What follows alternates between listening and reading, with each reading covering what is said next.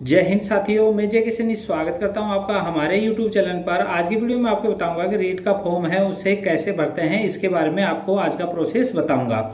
तो आप वीडियो पर पहली बार आए, वीडियो आपको अच्छा लगे तो वीडियो को लाइक और चैनल को सब्सक्राइब करना ना भूलें। और ऐसे ही आपके हेल्पफुल वीडियो सबसे पहले पाने के लिए बेल आइकन प्रेस करना ना भूलें।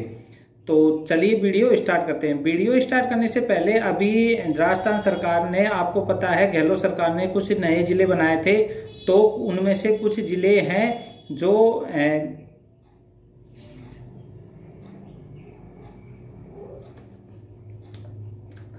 अभी, जैसे आपको पता ही है कि गहलोत सरकार ने कुछ नए जिले बनाए थे, तो उन जिलों में एग्जाम सेंटर नहीं आएंगे। तो आपको ध्यान रखना है, उन जिलों को सिलेक्ट नहीं करना।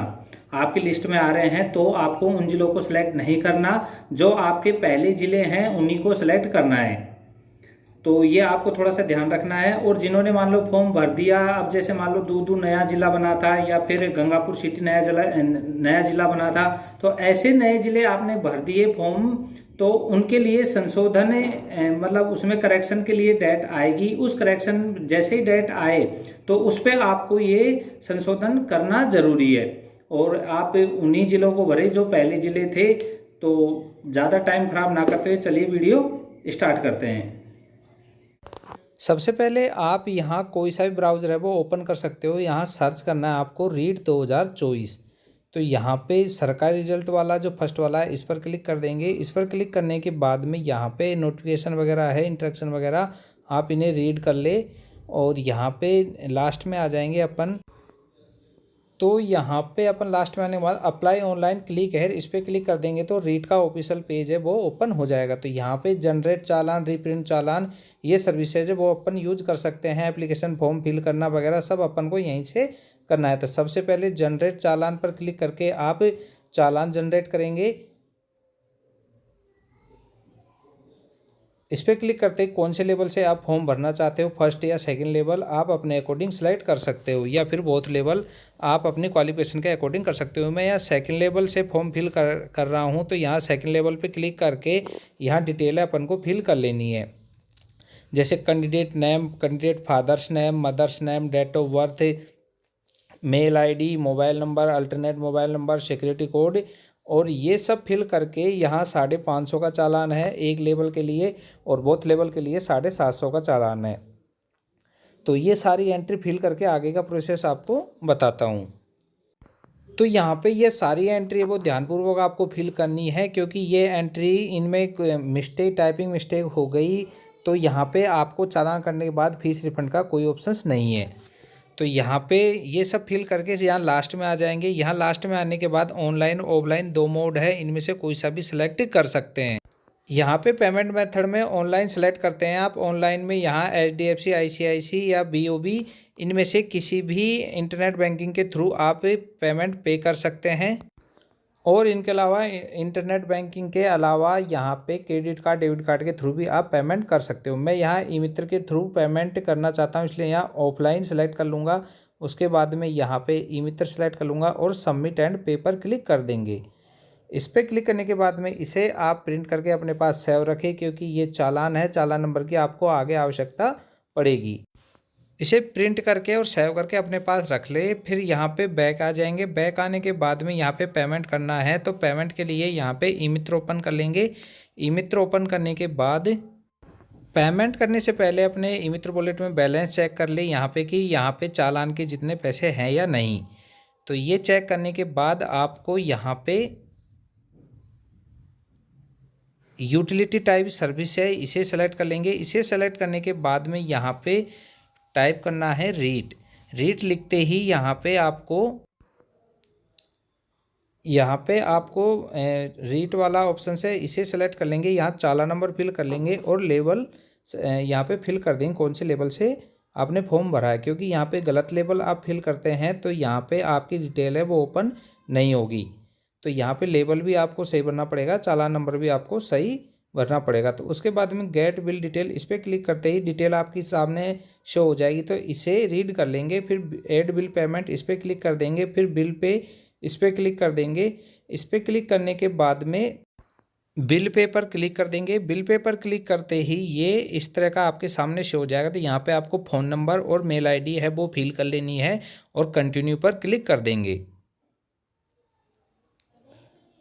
कंटिन्यू पर क्लिक करते ही ये आपका ई-मित्र वॉलेट से चालान के लिए प्रोसेस है ओपन हो जाएगा। और इसके बाद में यहाँ पे आपको थोड़ा सा वेट करने के बाद यहाँ पे पे बाय वॉलेट इस पर क्लिक कर देंगे। इस पर क्लिक करते ही आपका चालान है वो आपके मित्र वॉलेट से कट जाएगा। फिर यहाँ पे प्रिंट लेजर रिसिप्ट इस पर क्लिक करके इसकी रिसिप्ट है आप अपने पास सेव रख ले और इसे प्रिंट करके भी रख ले। ये सब कंप्लीट होने के बाद आपको वापस आ जाना है रीट के ऑफिशियल पेज पर। पेज पे वापस आने के यहाँ पे रीप्रिंट चालान पे क्लिक करके आप वापस चालान रिप्रिंट कर सकते हो। और स्टेटस वगैरह चेक करना है तो यहाँ पे चेक चालान पेमेंट स्टेटस या ई मित्र वेरीफाई इस पर क्लिक कर देंगे। इन पे क्लिक करने के बाद में यहाँ पे आपको लेवल सेलेक्ट करना है और यहाँ चालान नंबर है वो पेस्ट करना है।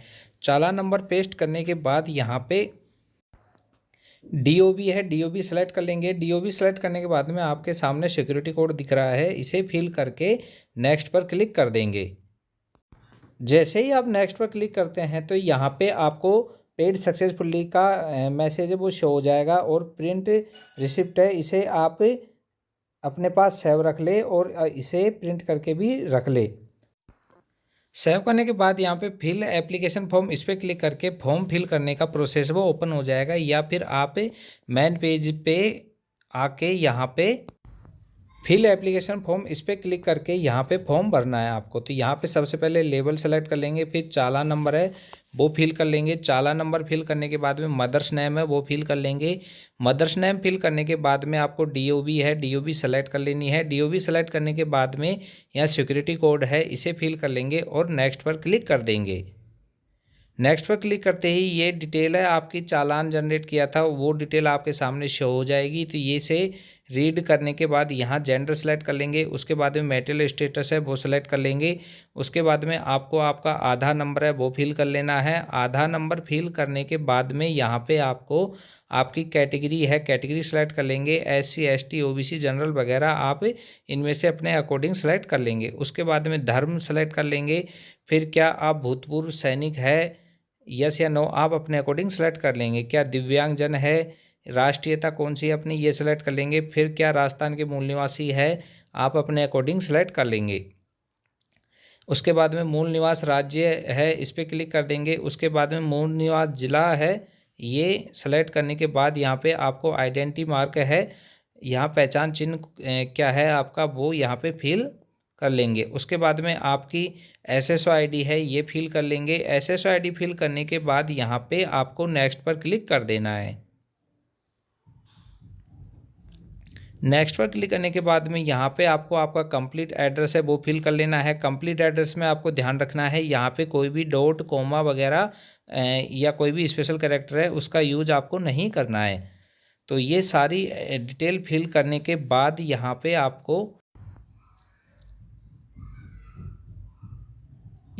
आपको आपका स्टेट है वो सेलेक्ट कर लेना है। स्टेट सेलेक्ट करने के बाद में यहाँ पे आपको आपका शहर है वो सेलेक्ट कर लेना है। शहर सेलेक्ट करने के बाद में आपको पिन कोड है वो फिल करके नेक्स्ट पर क्लिक कर देंगे। नेक्स्ट पर क्लिक करने के बाद यहाँ कुछ एरर आ रहा है क्योंकि यहाँ पे मैंने डॉट लगा दिया था प्लॉट नंबर के आगे।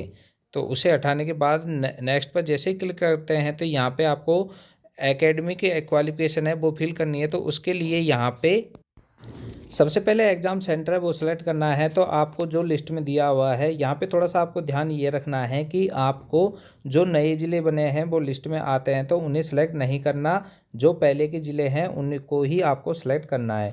तो एग्ज़ाम सेंटर फर्स्ट और सेकंड है वो आप अपने अकॉर्डिंग यहाँ पे सेलेक्ट कर लेंगे। ये सेलेक्ट करने के बाद में यहाँ पे आपको अपने अकॉर्डिंग लैंग्वेज है, लैंग्वेज फर्स्ट और लैंग्वेज सेकंड है वो सेलेक्ट कर लेनी है। उसके बाद में यहाँ पे आपको स्ट्रीम शाखा है वो आप जैसे आर्ट्स वगैरह सोशल स्टडी से है, मैथमेटिक्स से हैं, आप अपने अकॉर्डिंग है वो यहाँ पे सेलेक्ट कर लेंगे। ये सेलेक्ट करने के बाद में यहाँ पे आपको आपकी क्वालिफिकेशन की सारी डिटेल है वो फिल करनी है कि 10th क्लास आपने कौन सी बोर्ड से दी है, 10th क्लास का बोर्ड है वो सेलेक्ट कर लेंगे। फिर उसके बाद में पासिंग ईयर कौन से साल में आपने पास की है वो यहाँ पे ईयर फिल कर देंगे। उसके बाद में टोटल कितने नंबर में से आए, मतलब पूर्णांक फिल कर देंगे। पूर्णांक फिल करने के बाद में आपके कितने नंबर आए थे प्राप्तांक में, यहाँ पे फिल कर देंगे। पूर्णांक और प्राप्तांक जैसे ही आप फिल करते हैं परसेंटेज ऑटोमेटिक शो हो जाती है। इसी तरह से ट्वेल्थ की है डिटेल, ट्वेल्थ आपने कहाँ से पास की उसकी बोर्ड है सेलेक्ट कर लेंगे। उसके बाद में ट्वेल्थ कब पास की थी आपने, फिर पूर्णांक प्राप्तांक फिल कर देंगे। ऐसे ही ग्रेजुएशन में आप ग्रेजुएशन में जैसे जिस भी यूनिवर्सिटी से की है आपने उस यूनिवर्सिटी को सेलेक्ट कर लेंगे।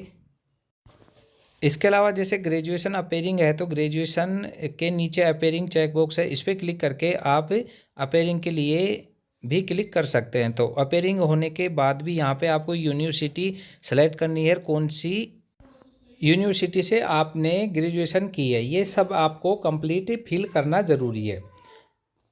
तो यहाँ पे ये सारी एंट्री फिल करने के बाद जैसे पोस्ट ग्रेजुएशन कर रखी है तो उसकी डिटेल भी आप फिल कर सकते हो। जैसे पोस्ट ग्रेजुएशन में मैंने एमएससी और बीएड दोनों कर रखी है तो यहाँ पे पोस्ट ग्रेजुएशन डिटेल है वो फिल कर लेंगे। तो उसमें पोस्ट ग्रेजुएशन की यूनिवर्सिटी के बाद कौन सी ईयर में आपने पास की है, पूर्णांक और प्राप्तांक, ये सारी एंट्री यहाँ भी फिल कर लेंगे। आपने कर रखी है तो ही यहाँ पे फिल करें, अदरवाइज इसे ब्लैंक भी छोड़ सकते हैं।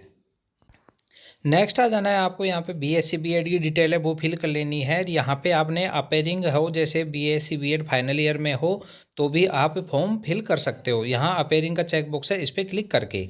तो यहाँ पे मेरी कंडीशन में कंप्लीट है तो यहाँ पे मैं बीएड कंप्लीट है तो यहाँ पे आप कौन सा है, बीएड 2 साल का है, बीएड 4 साल का, बीएससी एमएससी बीएड जो भी हो आपकी वो सेलेक्ट कर लेंगे। उसके बाद में आप यहाँ पे यूनिवर्सिटी है, यूनिवर्सिटी सेलेक्ट कर लेंगे। यूनिवर्सिटी सेलेक्ट करने के बाद में यहाँ पे उत्तीर्ण वर्ष कौन से साल में आपने पास की है वो ईयर लिख लेंगे। उसके बाद में पूर्णांक और प्राप्तांक फिल कर लेंगे। ये फिल करते ही परसेंटेज ऑटोमेटिक शो हो जाएगी। तो ये सारी एंट्री फिल करके आप यहाँ नेक्स्ट पर क्लिक कर देंगे। नेक्स्ट पर क्लिक करने के बाद में यहाँ पे आपको फ़ोटो, साइन, आधार कार्ड का फ्रंट साइड और सेकेंडरी मतलब 10th की मार्कशीट है वो अपलोड करनी है। तो ये सारी आपको जो साइज़ आपके सामने दी है उसमें ही आपको सेट करके आपको पहले से रखनी है और इसे अपलोड कर देना है। यहाँ पे साइज़ की बात करें, फ़ोटो और साइन है वो 20 KB से 50 KB के बीच में इनकी साइज़ होनी चाहिए और आधार कार्ड और मार्कशीट की साइज़ है वो 50 से 100 KB के बीच में होनी चाहिए।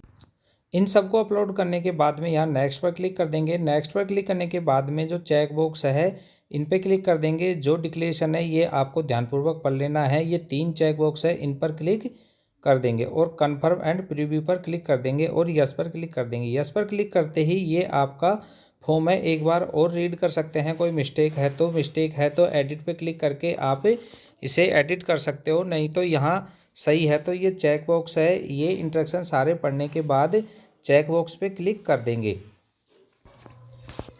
तो यहाँ पे दोनों चेक बॉक्स पर क्लिक करने के बाद में कन्फर्म पर क्लिक कर देंगे। कन्फर्म पर क्लिक करते ही आपका फॉर्म है वो सक्सेसफुली सबमिट हो जाएगा।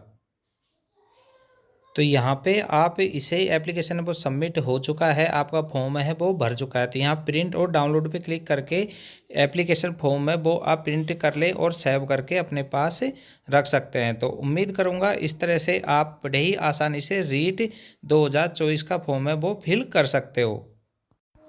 तो उम्मीद करूँगा दोस्तों वीडियो आपको पसंद आया होगा। वीडियो पसंद आया तो वीडियो को लाइक और चैनल को सब्सक्राइब करना ना भूलें। तो मिलते हैं दोस्तों फिर एक नई इन्फॉर्मेशन के साथ। जय हिंद।